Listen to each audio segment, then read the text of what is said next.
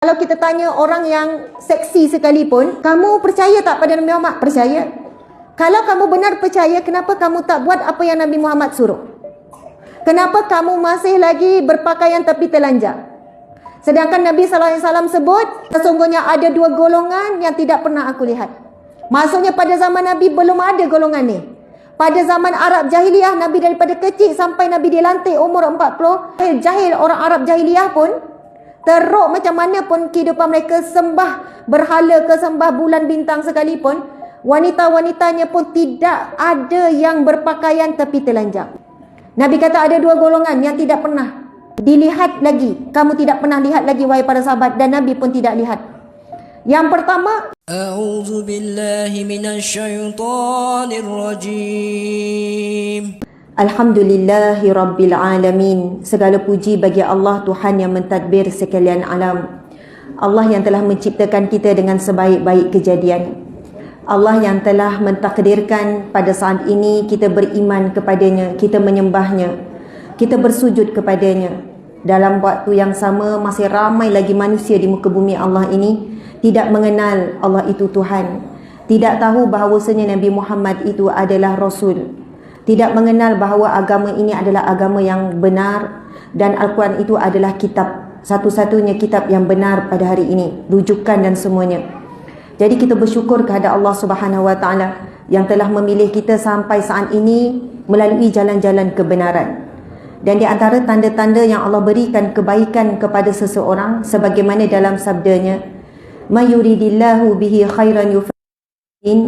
Barang siapa yang Allah ingin berikan kebaikan, Allah ingin berikan kelebihan, keistimewaan, kebaikan ni umum, kebahagiaan. Subhanallah, yufaqihu fiddin, Allah berikan dia kefahaman dalam agama. Jadi kita hadir pada malam ini kerana Allah, kerana Rasulullah sallallahu alaihi wasallam. Kerana kita yakin, kita beriman bahawasanya Allah sangat suka kita hadir majlis ilmu. Allah sangat suka kita hadir ke rumahnya, masjid. Lalu kerana kita ingin menjadi hamba Allah yang dicintainya, kita hadir di sini. Sebab itu pentingnya kita perbetulkan niat, jelaskan niat. Kita tahu Rasulullah sallallahu alaihi wasallam pernah ingin membakar rumah salah seorang daripada saudara ataupun sahabat yang tidak menunaikan solat berjemaah di masjid. Subhanallah, sebab itu ada sebahagian pendapat ulama mengatakan solat sah bagi seorang lelaki di rumahnya, tetapi tidak diterima oleh Allah. Ada sebahagian ulama mengatakan sampai peringkat wajib solat berjemaah 5 waktu itu. Subhanallah, kerana melihatkan kesungguhan Nabi Muhammad sallallahu alaihi wasallam. Tapi kita bukan berpegang kepada wajib lah. Namun bila Rasul tunjukkan kenapa sehingga diperintahkan supaya dihitung ataupun dikumpulkan kayu api untuk membakar salah seorang sahabat Nabi yang tidak solat berjemaah di masjid. Tetapi Nabi tidaklah melakukan, tidak membakar, tetapi menunjukkan. Dan dalam sabda Nabi SAW, sekiranya kamu tahu nilai solat berjemaah di masjid, kamu akan mendatangi rumah Allah masjid ini dalam keadaan merangkak sekalipun kamu akan datang. Maksudnya tak boleh jalan dah, tak boleh mengesok-ngesok dah, merangkak je boleh, kamu tetap akan sanggup datang. Dan Nabi menyambung lagi dalam hadis yang sama, sehingga kamu sanggup mencabut undi. Maksudnya jika Allah buka hijab kelebihan orang yang hadir ke rumah Allah masjid, nescaya manusia akan berebut-rebut sampai tidak muat tempat, sampai perlu cabut undi nama siapa yang naik untuk dibenarkan solat di dalam masjid. Sekiranya Allah buka hijab, betapa besarnya kelebihan. Kerana itu di sana ada hadis Nabi, dan bukan semua orang beriman, yakin dan benar-benar percaya. Yang mana Nabi bersabda, barang siapa melangkah menuju ke rumah Allah, seperti mana langkah kita pada malam ini, diampunkan dosa-dosanya, dinaikkan darjatnya, dan dicatat setiap langkahnya pahala sedekah. Dan bila kita berada di rumah Allah dan berdiam di rumah Allah seperti saat ini, didoakan oleh para malaikat. Tapi Allah tutup, kita tak nampak betapa ramai malaikat ada bersama, dan kita tidak mendengar doa malaikat itu secara langsung. Di sinilah yang membezakan orang yang beriman ataupun tidak. Orang yang beriman, dia paksa diri dia istiqamah untuk hadir ke masjid, ke rumah Allah. Bagi lelaki sekian, tapi bagi perempuan selamat daripada fitnah. Fitnah apa yang kita dapat jika datang masjid? Kita datang masjid ini dengan keadaan menutup aurat. Kita datang pula dengan suami. Kan datang pula sekian-sekian. Pintu pula berbeza. Ruang solat pun berbeza. Fitnah lebih banyak di shopping kompleks. Betul kan? Lebih banyak di tempat pelancongan. Lebih banyak fitnah itu di luar, bukan di masjid. Tetapi kita lebih suka menggunakan perkataan fitnah, bimbang fitnah. Sedangkan juga dituntut kerana itu di zaman Rasulullah juga ada ruang solat untuk wanita. Dan Rasulullah pernah berpesan kepada sahabat, jangan kamu menghalang wanita-wanita kamu, isteri kamu untuk mendatangi rumah Allah, mendatangi masjid untuk solat berjemaah. Muslimin muslimat, bila kita berada di masjid didoakan oleh malaikat dengan 3 doa. Allahumma ghfir lahu warhamhu wa tub alaihi. Ya Allah, ampunilah dia, rahmatilah dia, dan terimalah taubatnya. Kita sendiri punya dosa, ibu-ibu, ayah-ayah, muslimin muslimat. Kita sendiri tidak kuat memohon ampun dengan Allah. Betul atau tidak?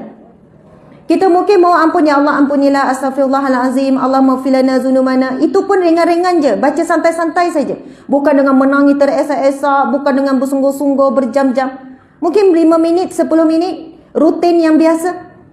Bukan daripada hati yang menyesal sungguh-sungguh. Tetapi bila kita berada di masjid, malaikat mendoakan, ya Allah ampunilah dia, kemudian rahmatilah dia. Kita tahu kita tidak boleh masuk syurga Allah tanpa dengan rahmat Allah. Kita pulang dengan rahmat Allah. Kita ada satu tiket yang besar untuk masuk ke syurga Allah dengan hadirnya kita ke majlis ilmu, hadirnya kita di rumah Allah seperti saat ini. Jadi apapun sebab muslimin muslimat datang. Mungkin muslimat dah berbulan tak datang selepas Ramadan. Malam ni baru sampai semula. Wallahu a'lam, mungkin asbab saya menjadikan puan-puan, ibu-ibu semangat. Asbab itu biarlah kekal menjadi sebab. Sekarang perbetulkan niat kita. Kita datang kerana Allah, mengharapkan pengampunan Allah, mengharapkan rahmat Allah, mengharapkan taubat kita diterima oleh Allah Subhanahu wa taala. Alhamdulillah summa alhamdulillah. Muslimin muslimat, saya ingin mengucapkan terima kasih kepada pihak penganjur iaitu Masjid Darul Hana Patingan. Dan saya baru tahu hari ini bahawasanya Sarawak diberi gelaran Darul Hana. Masya Allah. Dan masjid ini mengambil sempena Darul Hana itulah. Masjid Darul Hana Patingan, Patingan Kuching. Ini masih Kuching kan? Kuching Sarawak. Tuan Haji Zamhari bin Hashim merupakan pengurusi masjid, Barisan Ahli Jawatankuasa Masjid, Barisan ITWC NGO Sahabat Amal Care Sarawak. Seterusnya muslimin muslimat yang hadir di sini ataupun secara online. Tadi itu yang bercakap itu imamnya, imam besar masjid ini. Nampak tu besarnya. Subhanallah. Ya, besarnya itu pada saya tak tengok sangat. Kenapa gelap ya? Masa orangnya besar ya? Subhanallah. Masa besarnya itu pada izahnya. Boleh terlihat pada jubahnya. Saya tengok sekilas kan. Pada jubahnya sudah tentu mesti ada. Ada image. Imam image-nya macam mana? Bilal image-nya macam mana? Muslimat image-nya macam mana? Pendakwah image-nya macam mana? Subhanallah. Wanita-wanita salihah image-nya macam mana? Sebab di situ ada kemuliaan. Sebab itu Allah berfirman, subhanallah, sebaik-baik pakaian adalah pakaian taqwa. Kadang-kadang sebab pakaian tu kita malu nak buat maksiat. Bila kita pakai ringan-ringan, dedah sikit-sikit saja, bukan dedah semua, dedah lengan je. Cara jalan kita pun sudah lain, cara cakap pun sudah lain, cara lenggok-lenggok pun sudah lain. Ada hari kita pakai gelap, labuh, longgar, jalan pun rasa solehah je kan. Ya, subhanallah, sebab pakaian itu mempengaruhi dalaman kita, ketakwaan kita. Subhanallah, Allahu Akbar. Sebab itu Rasulullah sangat menjaga image pakaian, kekemasan, kebersihan, warna-warnanya. Isteri-isteri Nabi pun sama, Masya Allah. Alhamdulillah. Baik, tajuk kita pada malam ini dan masa mungkin tinggal lebih kurang 30 minit. Betul ke 30 minit? Kita tak sampai. Isyak pukul berapa? Pukul 8. Lagi 5 minit, lagi 10 minit. Okey. Tajuk kita ialah tapi boleh lebih sikit. Boleh ya imam? Saya tak berani tengokkan imam. Mana imam besar tadi? Sudah mengecil ke? Subhanallah. Okey, Masya Allah. Ini pun nampak macam imam juga. Ya. Ada sebalik, Masya Allah. Nampak jubah. Allahu Akbar. Warga Sarawak ni memang sangat periang, Maksud periang tu macam mana? Saya jumpa di airport bila sampai ustazah, macam tu kan. Saya kata sebab itu ibu-ibu tu 50 lebih 60 dia nak pergi berjalan ke sama-sama grup tu nak pergi ke ni. Oh riang. Suara tu macam saya kan kita kalau airport senyap, tak bising kan. Oh, okey ceria riang dan semangat tu. Cara wallahu alam yang menyantuni kami tu bersungguh-sungguh, buka pintu bersungguh, jemput masuk bersungguh. Saya pun jadi bersemangat. Saya pun kena jalan pun kena semangat macam orang Sarawak. Subhanallah, Allahu Akbar. Mungkin rumputnya memang daripada jiwa yang banyak berjuang. Apabila kita di kalangan yang minoriti, agama yang minoriti banyak berjuang. Ia bukan mungkin semudah seperti di Semenanjung dalam melaksanakan, dalam menghidupkan syiar Islam contohnya. Jadi bila jiwa pejuang ni dia berbeza, sentiasa bekerja keras. Subhanallah, alhamdulillah. Okey, tajuk kita adalah korban dunia, satu rahmat semua dapat. Muslimin muslimat, kita tinggal berapa hari lagi untuk ibadah korban. Hari ini berapa Zulkaidah? Hari ini 23 Zulkaidah. Khilaf ulama. Ada 23, ada 24. 24. Tak kira hari ke kira maghrib? Oh, kira maghrib 25. Kira hari-hari ni 24 Zulkaidah. Okey, tak apa. Saya hujung bulan ni, ini bulan 6. Hujung hari terakhir kita masuk 1 Zulhijjah, betul? Kita masuk 1 Zulhijjah. Jadi kita semua tahu siapa yang sudah berniat untuk melakukan ibadah korban. Baru niat, belum bayar lagi sebab kita ada masa. Ada orang bila 10 Zulhijjah hari raya korban tu barulah dia tengok orang buat korban, barulah dia nak cari binatang korban. Boleh lagi tak? Boleh tak? Korban tempohnya berapa hari? 3 ke 4 hari? 4 hari. Ini ustazah ya? Ustazah. Subhanallah, banyak tahu. Tolong saya ya, 4 hari. Sebab kita ada orang buat korban hari raya pertama, hari raya kedua, hari ketiga sampai sebelum asar hari raya ke-4. Subhanallah, Allahu Akbar. Betul tak ni 4 hari? Betul ya? Saya pula jadi confused. 3 hari ke 4 hari.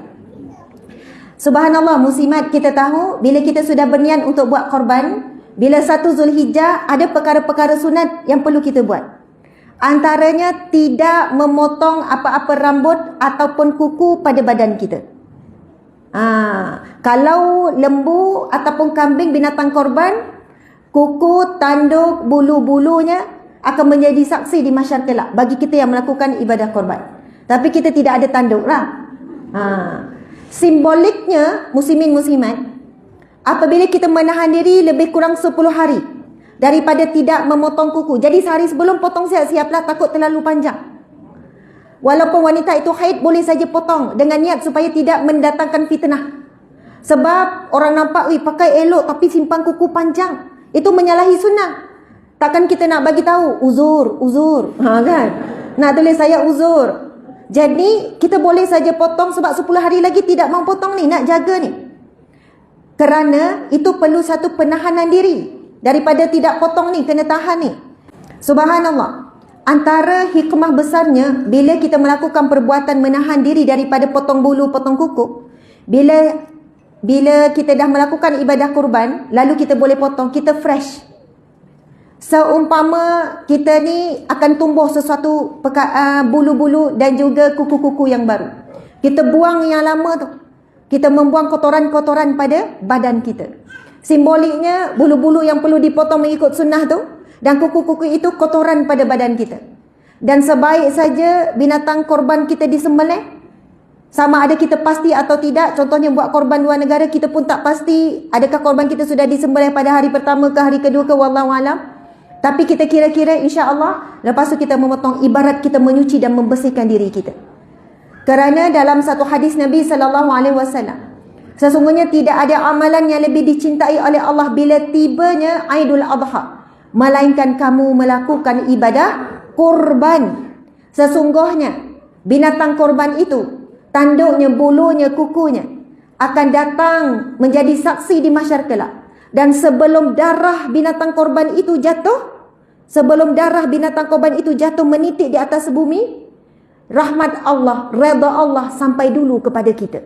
Nak kata dekatnya kita dengan redha Allah, kalau kita sembelih, ibu-ibu pernah sembelih tak? Siapa pernah sembelih ayam? Saya tanya orang lelaki juga. Siapa pernah sembelih ayam? Angkat tangan. Ui, ayam pun tak pernah. Takut? Pernah sembelih ayam? Tak. Makan ayam? Makan. Siapa pernah sembelih kambing? Angkat tangan. Ikan je? Oh, ada sembelih ikan? Mungkin ikan di Sarawak ada leher ya? Saya tak pernah jumpa ya ikan. Sebab tu orang tanya, kenapa ikan tak perlu sembelih? Boleh nak sembelih kalau ada leher. Tapi memang ikan tak ada leher. Subhanallah. Siapa pernah sembelih lembu? Mesti ada kan orang lama imam-imam. Subhanallah. Jangan terkejut ni saya nak cakap ni. Saya ayam pun saya sembelih. Kambing biri-biri pun saya pernah sembelih. Lembu pun saya pernah sembelih. Ada orang kata, ustazah ni kasar sembelih lembu. Orang yang sembelih sebenarnya jiwanya makin halus dengan sifat ihsan.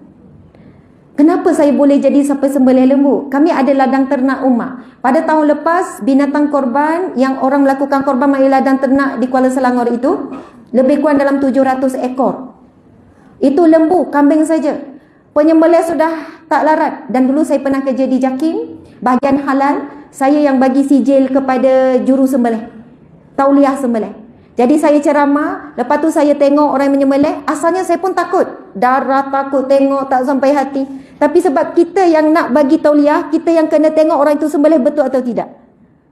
Jadi saya juga melalui pengalaman belajar sembelih.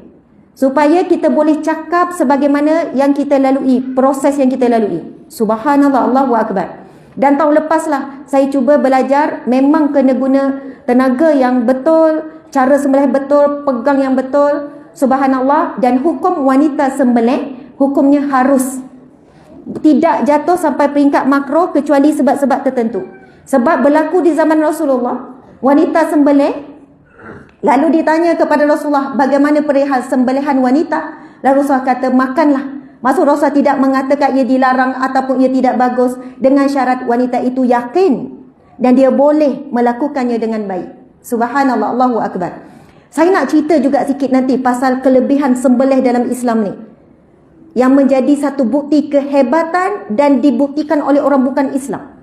Sampai mereka mengiktiraf sembelihan di dalam Islam, cara bunuh binatang mengikut kaedah Islam adalah the best, yang terbaik, menyebabkan binatang hilang rasa sakit. Okey, sebelum itu, muslimin muslimat, kita ada lebih kurang untuk ibadah korban 2 minggu lah lebih kurang. Saya tak pasti di kalangan kita ini berapa orang sudah nekat betul-betul buat korban. Ada yang angkat, subhanallah. Terima kasih yang angkat. Kalau kita bincang tentang apakah hukum ibadah korban, mazhab Hanafi, ini bukan nak cerita semua mazhab ni. Maksudnya ada pendapat mazhab muktabar mengatakan hukum melakukan ibadah korban bagi yang mampu wajib. Namun kita berpegang kepada mazhab Syafi'i, kita mengatakan ia adalah sunat muakkad yang sangat dituntut. Tapi kenapa ada imam mazhab yang muktabar mengatakan ia wajib? Kerana di sana ada perkataan sabda Nabi SAW. Barang siapa apabila tiba Idul Adha dalam keadaan dia mampu dan dia tidak melakukan ibadah korban, jangan mendatangi tempat solatku. Maksudnya Nabi kata jangan datang solat, jangan datang masjid. Soalnya janganlah, Rasulullah enggan berjumpa. Soalnya Rasulullah marah, ada perasaan geram, mungkin begitu. Mampu tetapi enggan, sengaja tidak menunaikan ibadah korban. Sebab itu sebahagian ulama muktabar mengatakan wajib. Sebab Nabi melarang orang yang mampu tapi enggan, sengaja, maka jangan datang ke tempat solatku. Tempat solatku di mana? Di masjid. Allahu Akbar. Bagi orang beriman, bila kita dengar hadis ini, kita ambil serius. Bagi orang Muslim, belum tentu. Sebab itu, kita tidak boleh kekal menjadi orang Islam sahaja. Kita perlu naik tingkatan orang mukmin, orang yang beriman. Dan saya percaya bila kita beriman dan yakin betul-betul kelebihan melakukan ibadah korban, sebagaimana dalam hadis yang pertama tadi, kita akan bersungguh-sungguh mengumpulkan harta. Bahkan mungkin kita sanggup gadaikan emas. Apa sangat emas dibandingkan redha Allah? Apa sangat emas dibandingkan binatang korban itu akan jadi saksi di mahsyar kelak? Apa sangat emas dapat cintanya Allah? Sebab Nabi sebut tidak ada amalan yang lebih dicintai Allah bila tiba Aidil Adha melainkan melakukan ibadah kurban. Memang kita boleh buat ibadah lain. Kita boleh zikir, kita solat, kita takbir, kita itu, kita ini, solat sunat. Tetapi tidak ada ibadah bila hadirnya Aidil Adha melebihi kelebihan, fadilat, keutamaan ibadah kurban. Subhanallah, Allahu Akbar. Muslimin, muslimat dimati Allah sekalian. Saya nak menjawab di antara persoalan yang masyhur bila datang ibadah korban. Adakah pahala korban itu boleh dikongsi-kongsi dalam sebuah keluarga? Dan jawapannya jelas. Alim ulama' dah jawab secara jelas. Berdasarkan hadis Nabi yang sahih, berdasarkan perbincangan alim ulama'. Contoh, sebuah keluarga yang tidak ada kemampuan untuk setiap ahli keluarganya untuk buat ibadah korban. Cukup sekiranya satu orang wakil. Mungkin ayah. Mungkin nama bahagian korban itu atas nama ibu. Boleh nama siapa-siapa.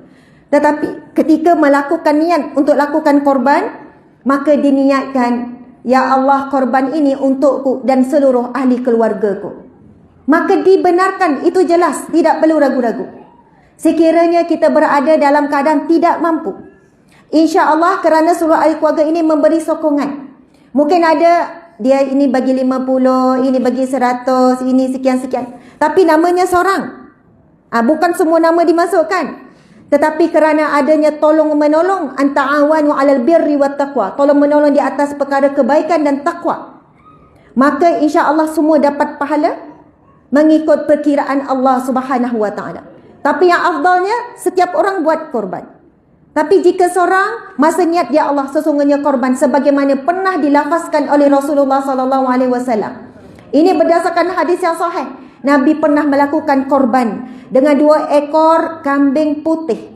Subhanallah. Okey, Nabi pernah melakukan korban dengan 2 ekor kambing putih. Lalu saat menyembelih, Nabi berniat, ya Allah, terimalah korban daripadaku dan korban untuk keluargaku dan korban ini untuk seluruh umatku. Nabi buat niat 3 sekalian umat sekali. Maksudnya niat itu boleh dikongsikan. Tetapi bila nama akad itu seorang, subhanallah. Namun yang lagi afdal apabila kita boleh setiap orang melakukan korban. Muslimin, muslimat dimati Allah sekalian. Ada satu firman Allah Subhanahu wa taala. Namun saya ingat maksud dia.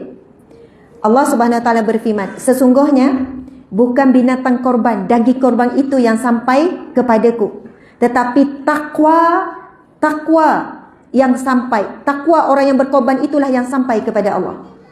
Allahu Akbar. Daripada firman Allah ini, muslimin muslimat sekalian, kita faham tujuan melakukan ibadah korban adalah untuk meningkatkan takwa. Sebab jelas Allah sebut bukan binatang korban itu yang sampai kepadaku, bukan daging tu yang sampai kepada Allah, tapi yang sampai adalah takwa kamu ketika kamu melakukan ibadah korban. Jadi daripada firman Allah ini menjawab beberapa persoalan. Ada orang tanya, Ustazah, mana lebih afdal korban dalam negara ataupun luar negara? Mana lebih afdal korban lembu ataupun kambing? Mana lebih afdal ambil seekor ataupun satu bahagian? Yang pertama, ciri-ciri korban yang boleh dekat dengan takwa adalah korban yang paling hampir dengan pengorbanan yang dilakukan oleh Rasulullah. Ciri-cirinya mengikut sunnah Nabi sallallahu alaihi wasallam. Korban yang mengikut sunnah Nabi. Allahu Akbar. Itu yang pertama. Yang kedua, apakah niat kita ketika melakukan korban itu?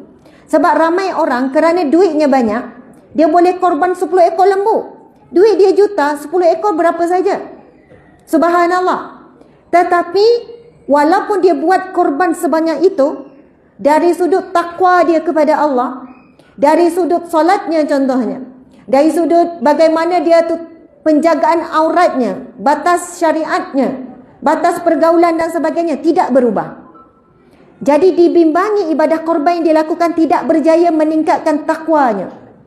Sebab hari ini ramai yang mampu buat ibadah korban bukan kerana ketakwaan pada Allah, tetapi kerana kemampuan harta.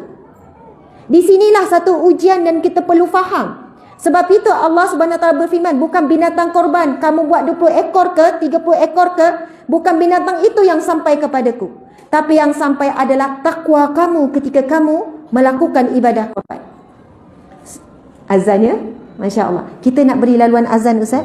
Ya, silakan Bilal, azan, lepas tu kita sambung sikit berapa minit, kita buat kesimpulan.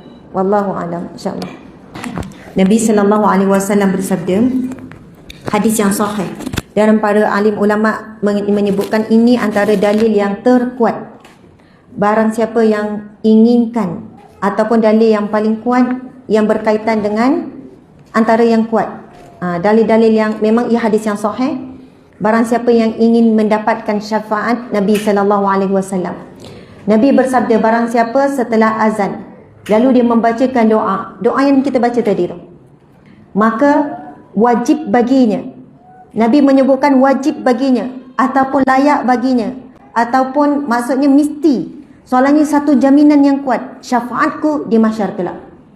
Subhanallah. Maksudnya selain daripada amalan kita berselawat kepada Nabi, ada di sana hadis Nabi, orang yang paling banyak berselawat kepadaku, orang yang paling dekat denganku di mahsyar, man shalla alayya salatan wahidatan sallallahu alaihi asyara salawat.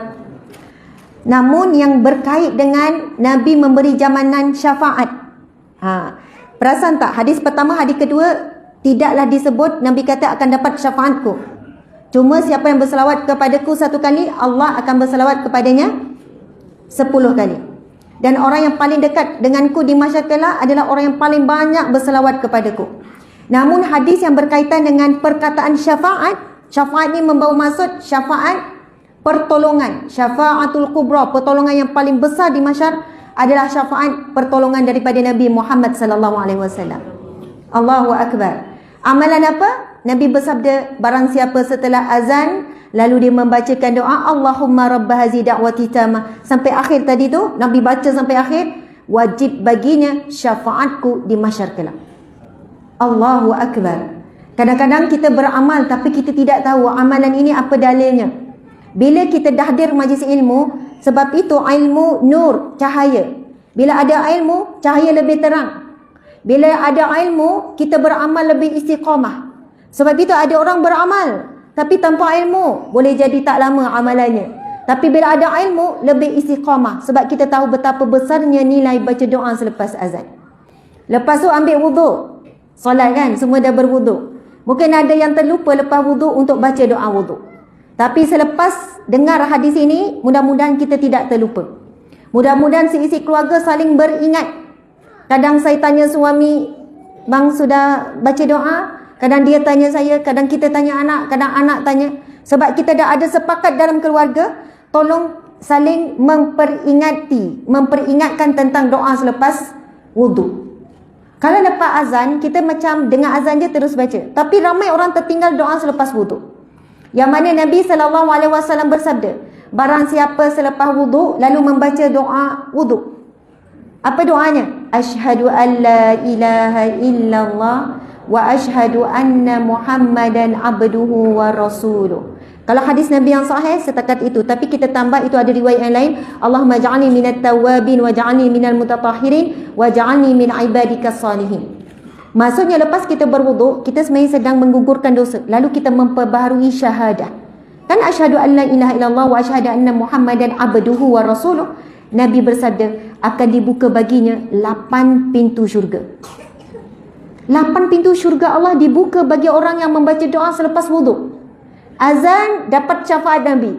Ambil wuduk sama ada sebelum azan ataupun selepas, terbuka pintu syurga. Maksudnya kedekatan kita dengan syurga ada dalam bermula azan, wuduk, solat.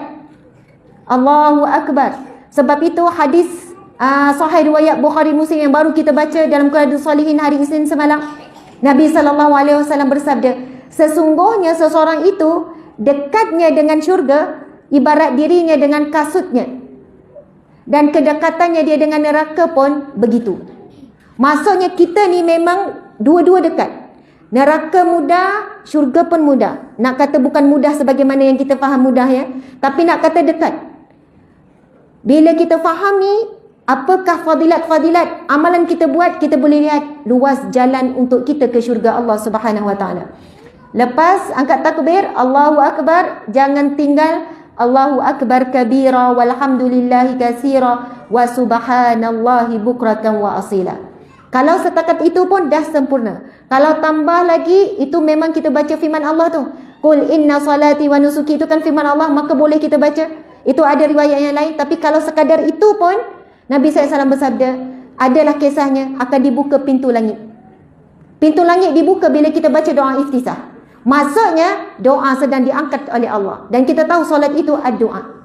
Jadi orang yang tahu kelebihan, dia walaupun solat sunat, dia tak akan tinggal. Allahu Akbar kabira, walhamdulillah katsira, wa subhanallahi bukratan wa asila. Barulah baca Al-Fatihah. Kalau boleh panjang sampai habis, subhanallah, itu doa yang sangat hebat. Sebab kalau orang tanya, macam mana nak ikhlas? Buat ibadah korban ni macam mana nak ikhlas? Sebab bila orang tahu kita buat seekor, rasa macam jalan tu tak pijak tanah. Kan, kita nak jaga hati tapi orang puji. Ya Allah, seekor, Masya Allah, sana puji, sini puji. Susah nak jaga hati. Tapi dalam doa iftitah, ada doanya untuk kita jadi orang yang ikhlas. Apa dia? Inna salati, sesungguhnya salatku. Wa nusuki, dan segala ibadahku. Wa mahyaya wa mamati, hidupku dan matiku. Lillahi rabbil alamin, adalah untuk Tuhan, untuk Allah, Tuhan sekalian alam. Sebab itu kalau orang tanya, mana doa nak jadi ikhlas? Ya, beramal dengan surah Al-Ikhlas. Itu satu. Yang kedua, doa iftitah. Di situ ada doa yang membantu kita untuk jadi orang yang ikhlas. Muslimin, muslimat dimati Allah sekalian. Kita nak kupas berkenaan dengan takwa tadi. Nabi pernah ditanya, di mana itu takwa ya Rasulullah? Rasul menjawab, at-taqwa hahuna. Takwa itu di sini. Nabi tunjukkan di hati kita. Ataupun disebutkan hati nurani kita, di situlah terletaknya takwa. Takwa bukan terletak pada pakaian. Bukan terletak, ya, itu ciri-ciri. Ciri-ciri orang yang bertakwa, pakaiannya tutup aurat, lelakinya pun tutup aurat.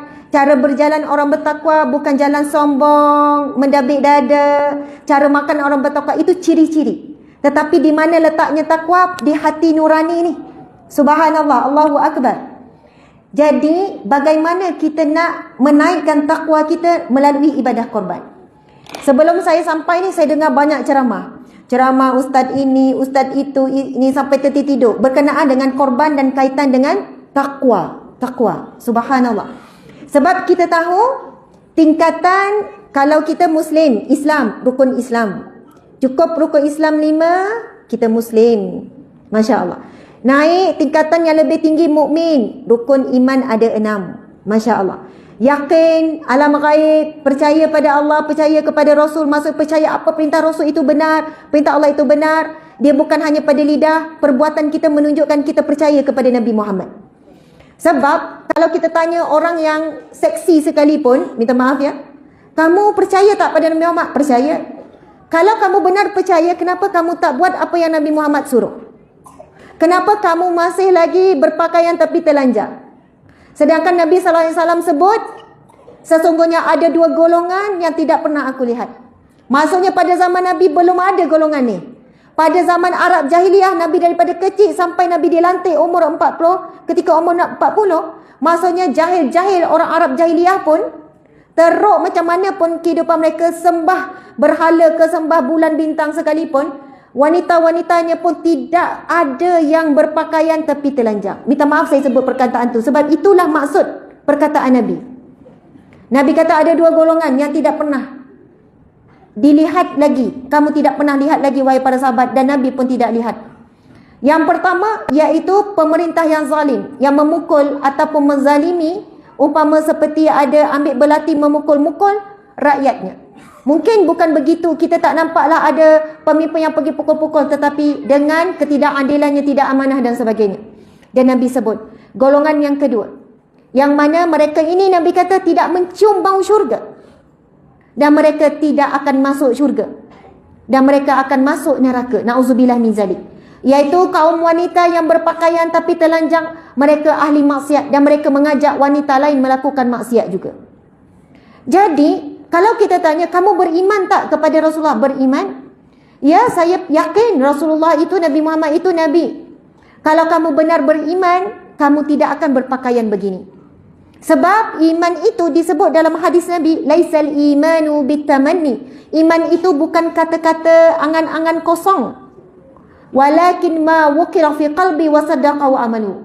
Tapi iman itu apa yang diyakini dalam hati dan dibuktikan dengan perbuatan.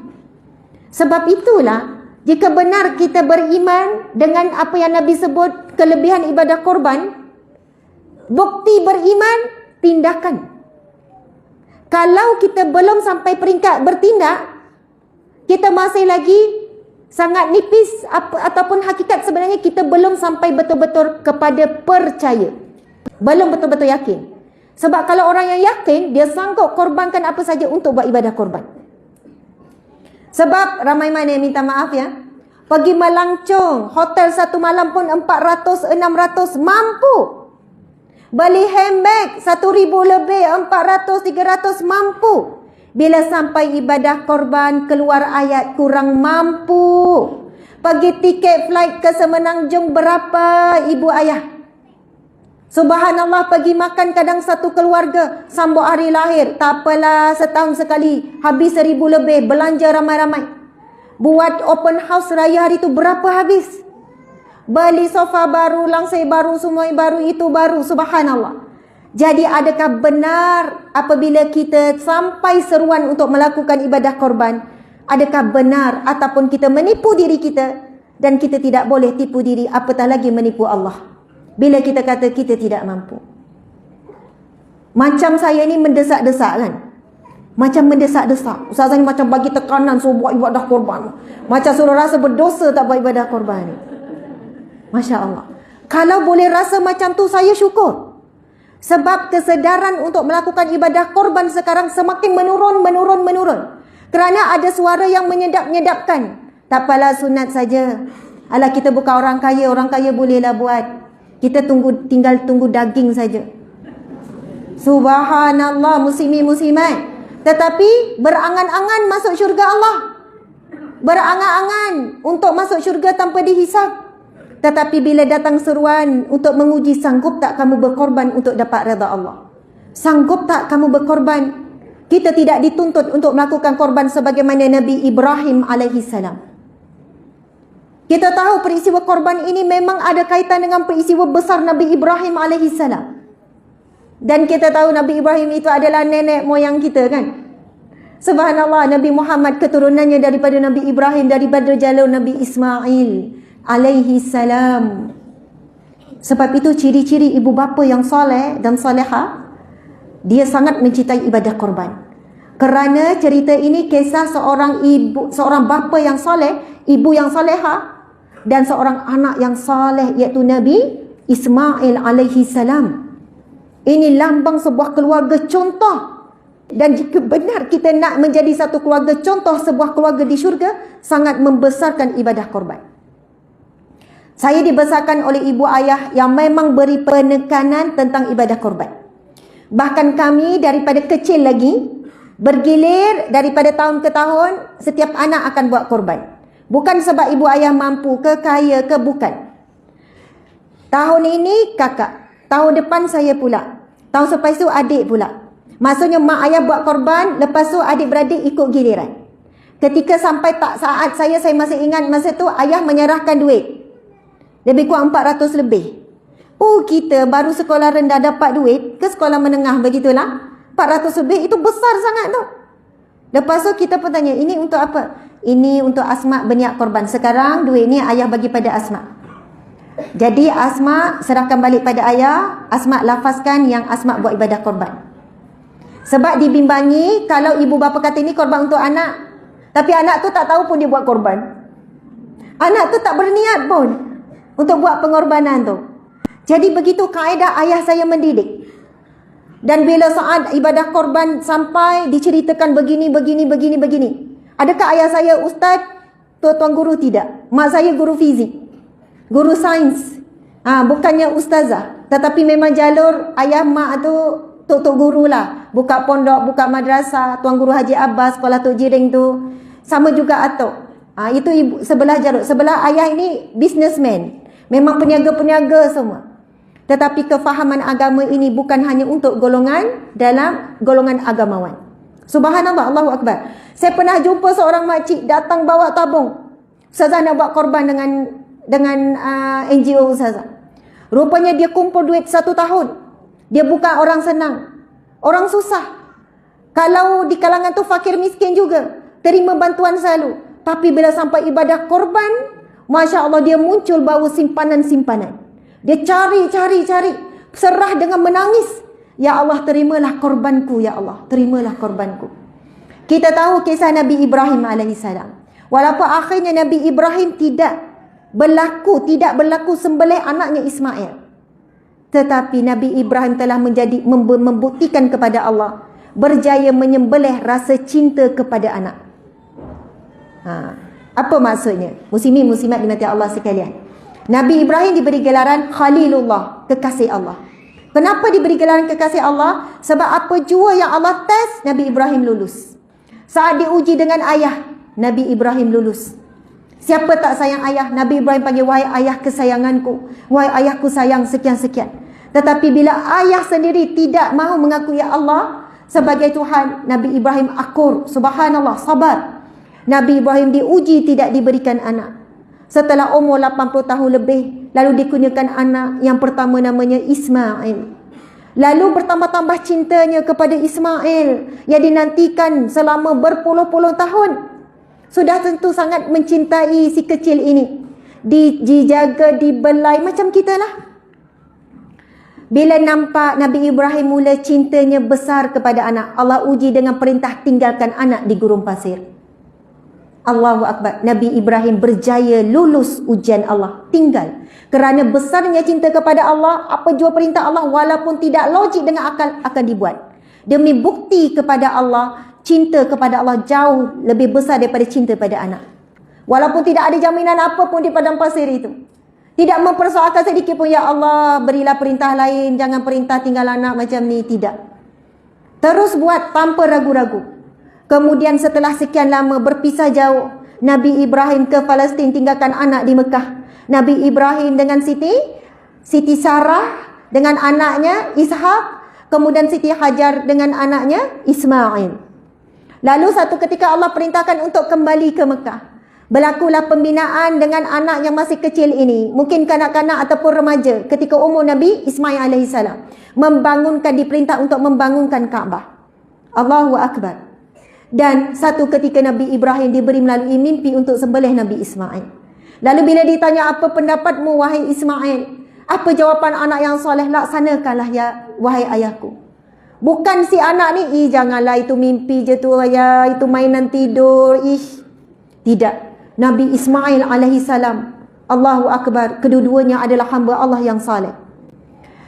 Tanpa ragu-ragu, maka berlakulah situasi, telah pun dipegang pisau dan sebagainya.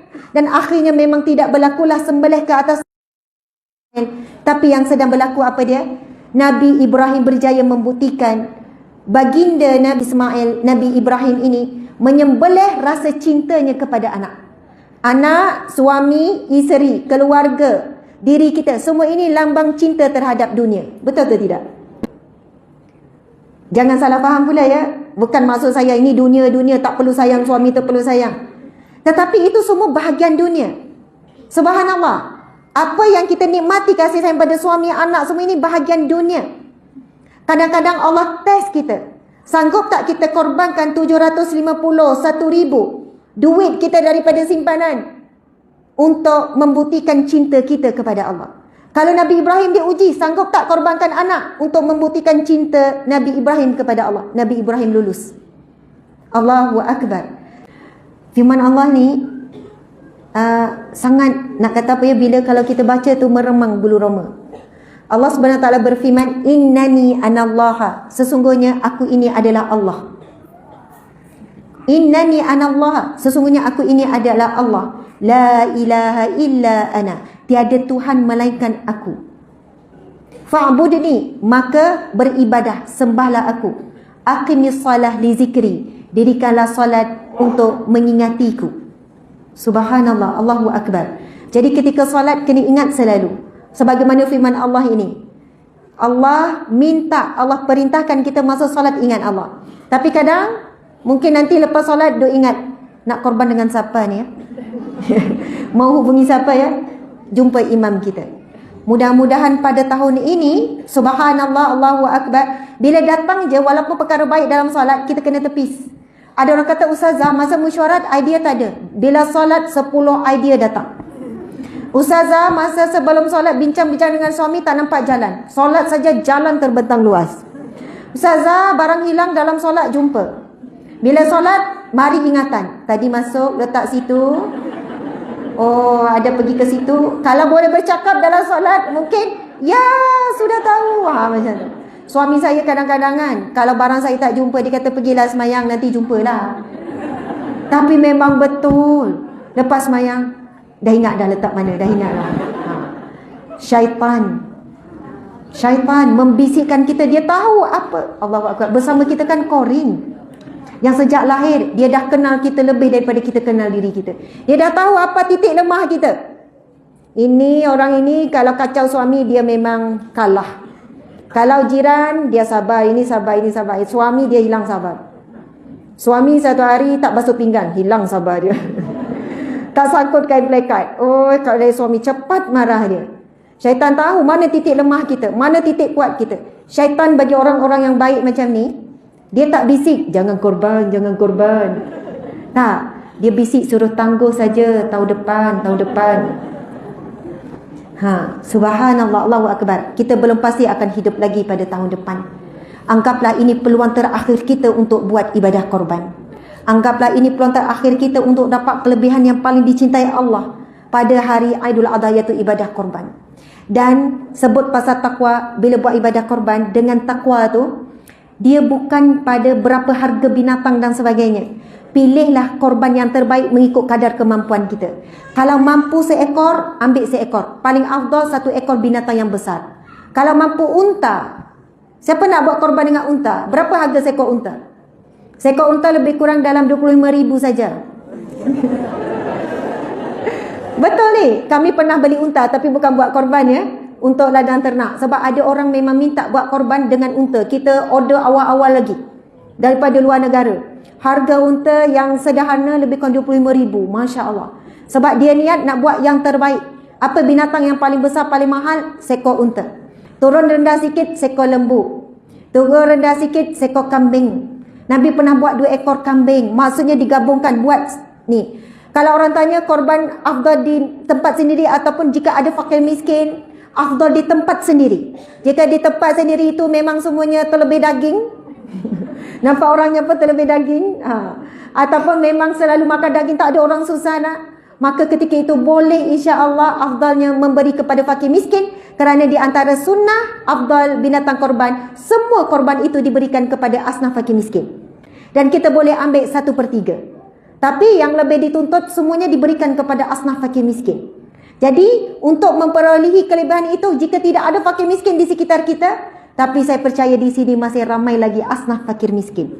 Dan kita mendoakan insya-Allah tuan imam kita, pihak masjid ini kan dihubungi orang kampung dan sebagainya untuk berbondong-bondong beramai-ramai membuat ibadah korban. Masya-Allah. Ya, dan pihak masjid akan membahagi-bagikan daging ini kepada mereka yang memerlukan sampai ke kampung-kampung dan sebagainya. Masya-Allah. Dan bila buat ibadah korban itu, kita lafaz tu dengan hati. Biar masa lafaz tu, ibadah korbanku ini ya Allah, kan, untuk diriku, untuk keluargaku dan sekian. Mohon Allah menerima korban kita dan mohon supaya Allah meningkatkan takwa kita. Amin ya rabbal alamin. Subhanallah. Terima kasih kepada semua. Mohon maaf salah dan silap.